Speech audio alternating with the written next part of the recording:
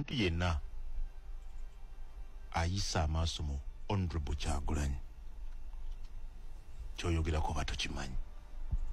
Bino byonna bagamba His Excellency Robert Kyagulanyi alina emizimu oba emisambwa egimukuuma ate mulowooza kungu eyali wa NRM tamaze n'akyukakyuka nga His Excellency Robert Kyagulanyi teyayogera naye okumala ebbanga eddene naye yasobola okuba nga amukyusa. Vidiyo yonna ngikuleetedde obunkenke okumugoba wali ku Radio 4 abizeemu bye yayogedde ku NBS ku makya.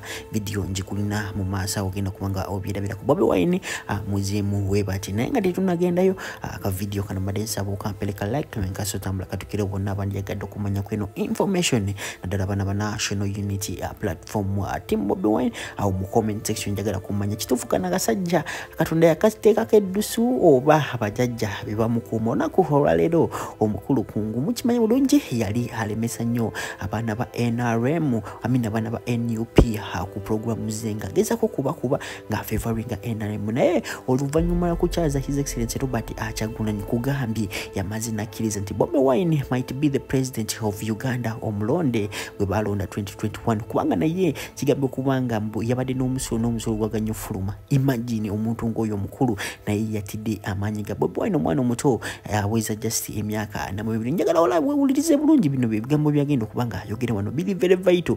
Naawe kyovola nkugamba kino oba obusabusa amanyi ga Bobi Wine gwe tuka butuusi ku kitebe n'oba tomulabye ojja kakasiza ddala nti who is Bobi Wine. Sokola video.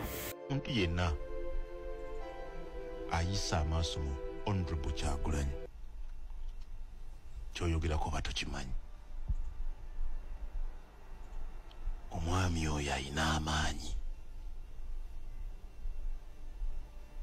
Ensi emwagala. A fact. Kati gwosobola okunoonya obunafu bwe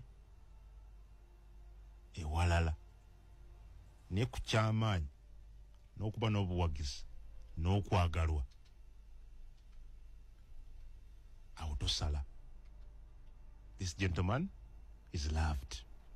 This gentleman is liked. This gentleman is favored. Wedda ndaba ku social media alaga nti kungu amasannyalaze gamuyiseemu nti eri yabadde 3 phase. Kungu yalabiseko ng'atudde matiritiri mu ntebe nawankubadde si bituufu kubanga sho yatambudde bulungi era buli kimu kyatambulidde ddala bulungi nnyo. Enjawulo nti nalabye okwagalwa kwa mwami Kyagulanyi ku mitimbagano n'ewalala, which is a good thing. Kati ebisigadde biri gye muli tulinde bulinzi naye nze nga bulijjo nakoze omulimu gwange nga munnamawulire and I think I had a good show. Wedda ndaba nga Kungu yabadde akankana teri kukankana kwamu. I did my show as a host. Nabadde nteeseteese okufuna mu mwami Kyagulanyi ku lw'abalabi. I think I scored and I achieved it. Ebisigadde birala. So awo nsinziroga nti really mwami Kyagulanyi mulalamu ensi emwagala. Nze Adamu Kungu.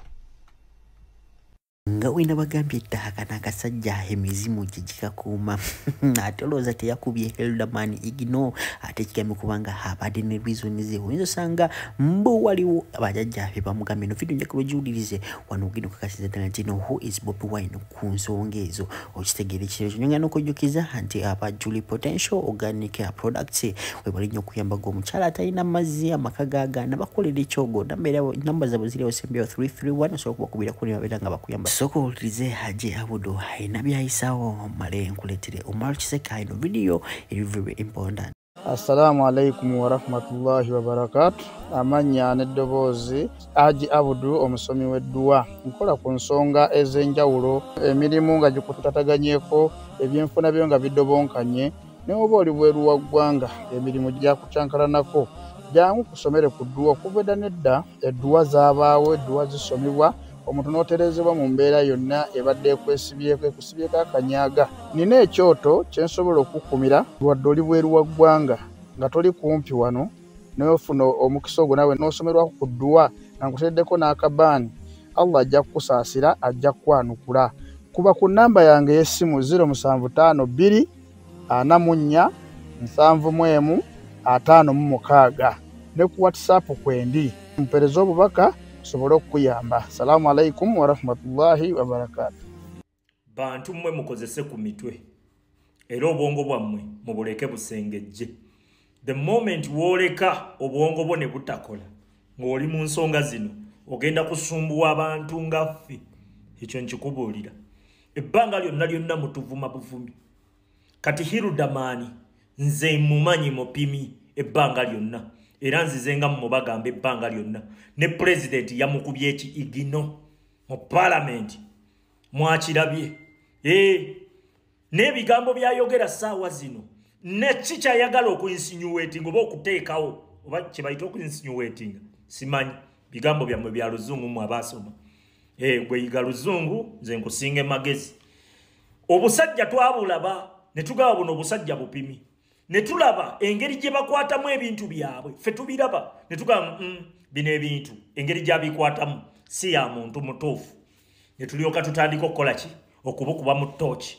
Ebbanga lyonna tubadde nga tubukuba mu ttooki n'ako kasami the mighty family n'okukakwata okukateeka mu kkomera era nakikuba ne ŋŋamba ako kabadi oyo katemba ne kalyoka kavaayo ne bikamera ne kasiriwaza abasiru. Ebbanga lyonna nga bwe kakikola kati president yavuddeyo n'agamba tukole eggaali ne kajja kakivuge mu ngeri y'okukikyamya n'agamba waliwo abantu abatulimu nga bo batulimu kutuvuga nga batutwala wakyamu nga beeyita abamu ku ffe oba bamu ku bannaffe gwe n'oyimirireeyo n'omutwe n'engalabi yo ku mutwe ng'ogamba nti yakozeemu ku nsobi bakola bukozi nsobi. Abantu bano tebakola nsobi, abantu bano bye bakola babitegeera. Abantu bano bakusinga magezi gwe ne bakusiriwaza. Nze teriyo kintu kinnuma nga kubeeraawo ng'omuntu ansiriwaza naye nga ansiriwaza kubanga akimanyi nti ansinga amagezi. Gwe n'obeeraawo ng'ogoberera bugoberezi, Sami ayogedde kino ate gundi ayogedde kino ate temulwana. Ebitulwanya bye biki? Sooka obirabe. Ekyankubisanga Hirudamani kye ki? Ne munkolera obukuukulu ne muwanika bulayivu ne mumusheyalinga ne munvuma bye mwanvuma. Naye kiki kye mufunamu saawa zino? Temuswala okujjako nga muŋŋamba nti kati simwe temuyina nsonyi. Nze bannanga okujja olunaku lumu nga mpakanya bye nali njogera ekintu ekyo kinkozza kinnafuyiza ddala. Ne bwe mba ndinzekka nga tewaliiwa ŋŋambi ne waba tewaliiwa akijjukira nti oba nnina ngeri gye nali nkikolamu saawa zino kimpuruvinga lwongo, nze muli eri ntandikirawo okogga. Mwe muwulira mutya? Tugambe nti mu mitwe gyammwe leka nkubuulire abantu abamu bali mu nsonga zino naye nga tebalina njawulo na Museveni.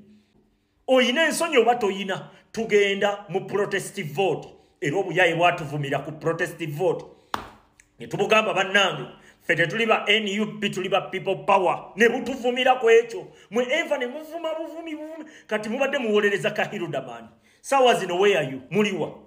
Muliwa mwefuula abawolereza, mwefuula abamanyi ebigenda mu maaso, mwefuula biki kubanga Kisekka akusinza amagezi ayina kyayogedde kyotomanyi.